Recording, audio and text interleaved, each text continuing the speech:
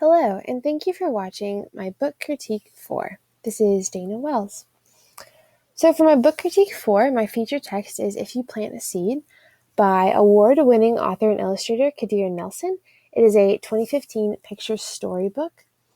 So this story is the story of a bunny and a mouse who plant a garden. They realize that if they plant a tomato seed, a tomato plant will grow. And if they plant selfishness, then selfishness will also grow. If they plant kindness, then the fruits of kindness will grow and will be so sweet. It's a very sweet book, so I chose to do a couple lessons over it.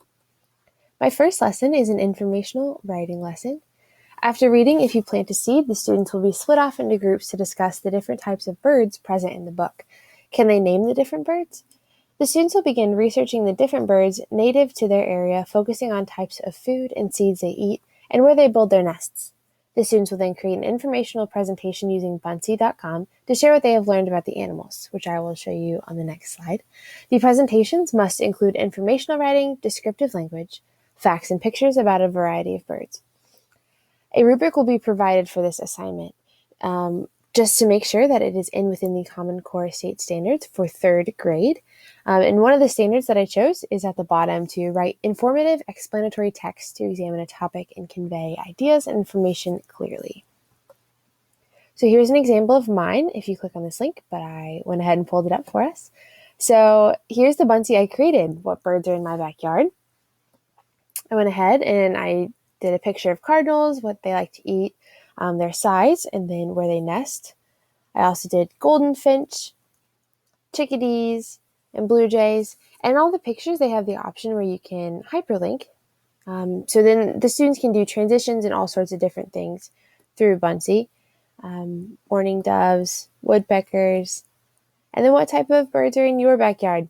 So I'd present this to the students just to get them excited about what they're going to do next. So for their next lesson, I did a science lesson. So after reading the book and beginning the writing lesson, the students will discuss the different animals present in the book. So these two lessons will go hand in hand. So in small groups, the students will research what different animals in the book eat. They'll be able to use their previous research from the English lesson and share it with their groups. Their small groups will be asked to focus on which types of food the birds eat in their local area, and they will begin design work on a bird feeder. So are they able to create a bird feeder that separates the different foods? And what type of feeder will bring the most birds to that area? So the students will be designing and building their own bird feeders in their small groups that will be used, hopefully outside the school building. So all of this would go under Ohio third grade state science standards under the section of life science and behavior growth and changes. So once they have completed building of the bird feeders and also creating the Buncee, I hope to branch out to the local community so they can share their new knowledge. So students will be able to share their findings with the local school board meeting or even a town council meeting. And at the meeting, the students can petition for the bird feeders to be placed around the school grounds and for them to be kept up with seeds and grains and suet or whatever they needed in there. So it'll get students invested more in their project and what they have learned. And it'll also work on their public speaking skills and just get them involved in the environment. So some of my other great reads were A House in the Night. So this is a poetry picture book, accumulating poem for nighttime about a house in the night. So there's a house in the night and the light in the house which shines on the bed, and on the bed is a book, and in the book is a bird, and the story just continues going on into depth, eventually looping back to the house at the beginning. So it could be used in an English lesson to have students create their very own circular lessons. And then next I have There Was an Old Lady Who Swallowed a Fly, a 1998 Caldecott honor, traditional literature, and also a cumulative tale. So it's the classic old poem that most of us are probably familiar with. Story begins with the old lady swallowing the fly and continuing to get bigger and bigger until she eventually swallows the horse and dies. Of course. Next, I did Snowflake Bentley, which is a 1999 Caldecott medal.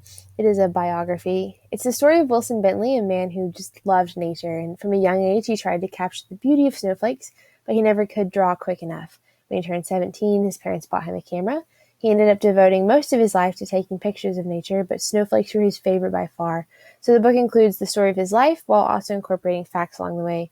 It could easily be incorporated into a science lesson as we learn about snow, and just the uniqueness of nature and how it goes in patterns and such. My last book for this set is Finding Winnie, the True Story of the World's Most Famous Bear. It is an informational picture book, but is also a family autobiography of the author. So it tells the story of her great-grandfather Henry, who was on his way to war. He saw a bear cub at a train station. He bought the bear, took her to training, and named her Winnipeg after his hometown, but they called her Winnie. There he saw the bear grow up, but he eventually took her to the London Zoo. After she was dropped off at the zoo, a young boy named Christopher Robin saw her there and became friends with her. So thus the stories of Winnie the Pooh and Christopher Robin started. So thank you for watching my book critique 4, and I look forward to showing you the rest in the future.